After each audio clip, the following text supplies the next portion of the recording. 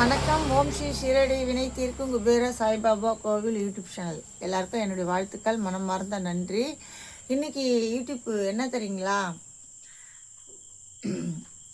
ஒருத்தர் கண்ணில் தண்ணி வச்சிட்டோம் அப்படின்னா ஒருத்தர் அது அழுதுகிட்டே தான் இருக்கணும், சிரிச்சிட்டே இருக்கக்கூடாது. ஏன்னா சமுதாயம் அப்படி தான். சமுதாயத்துக்கோசம் நம்ம பார்த்தோம் அப்படின்னம்னா நம்ம நிமிர்ந்து நிற்கவே முடியாது.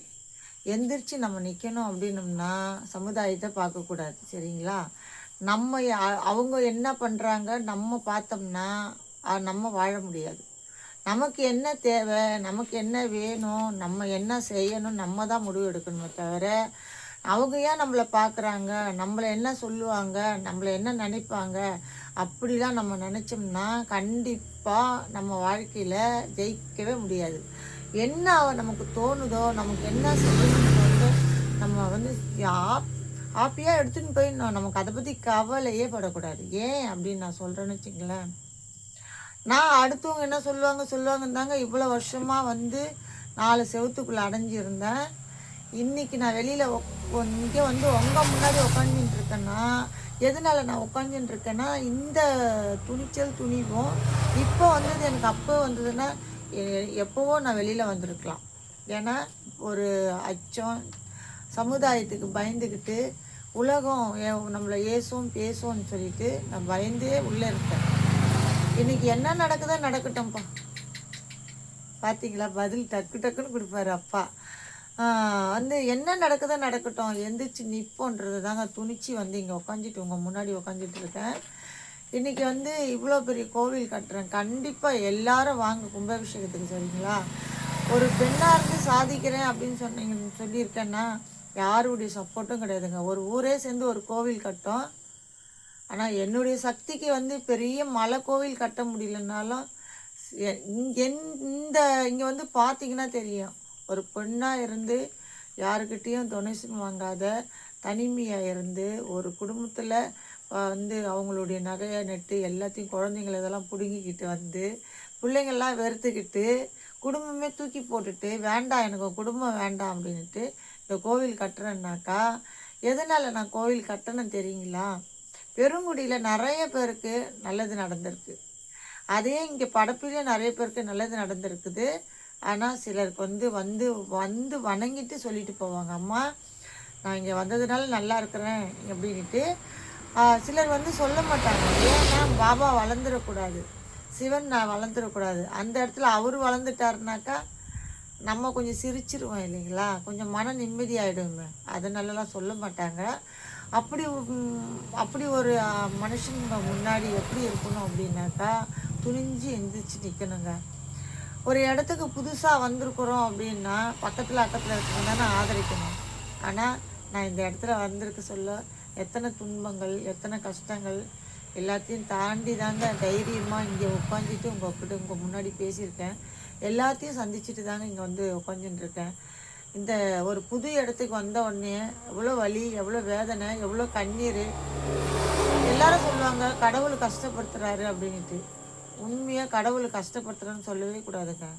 கடவுள் எந்த குழந்தைங்களையும் கஷ்டப்படுத்தவே இல்லை. நம்மளை கஷ்டப்படுத்திக்கிறோம்.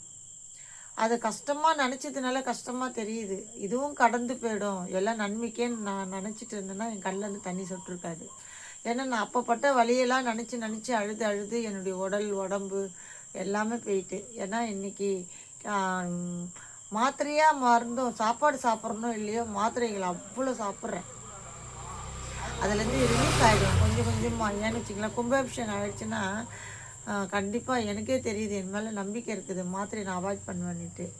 அந்த மாதிரி வழியெல்லாம் தாண்டி தாங்க இந்த கோவில் கட்டுறேன். நிறைய பண்ணியிருக்கிறாரு பாபா, நல்லதெல்லாம் நிறைய பண்ணியிருக்கிறாரு.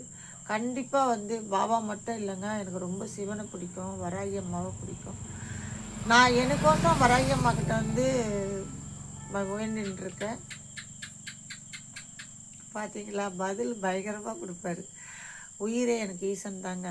எங்கள் அப்பா இல்லாமல் எனக்கு ஒரு நாளும் தூக்கம் வராது. எங்கே போனாலும் அவரோடு தான் போவேன், எங்கே போனாலும் அவரோடு தான் வருவேன்.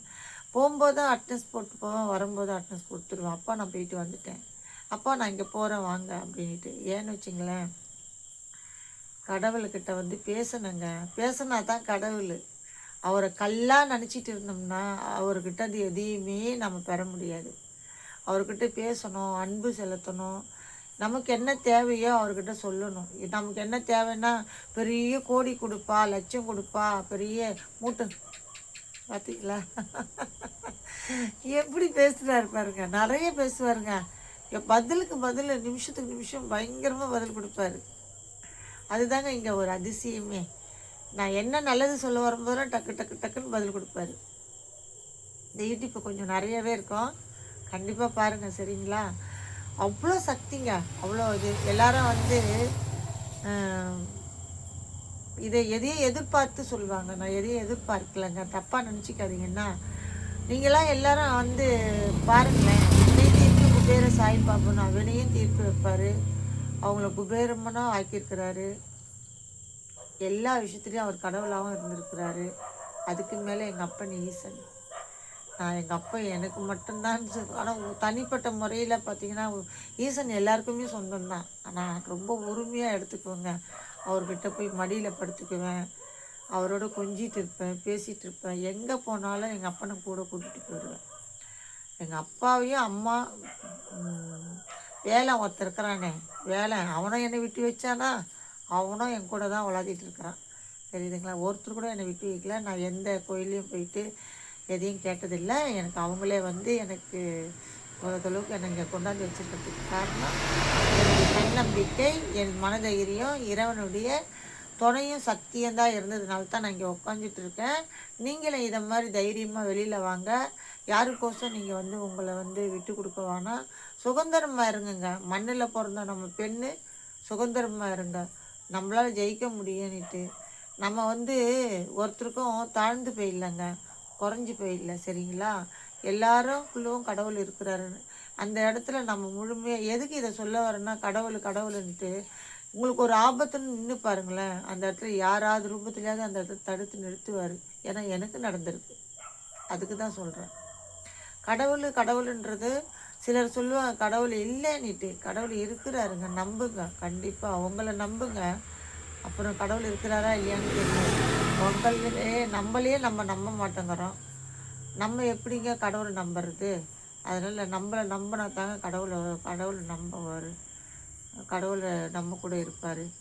சில வார்த்தைகள் தட்டு தடமாடி வரும். ஏன்னா இறைவனை பற்றி பேசும்போது பார்த்திங்கன்னா அந்த அன்பில் நான் கண்டிப்பாக மகந்தே போயிடுவேன். சரிங்களா? நன்றி, வணக்கம்.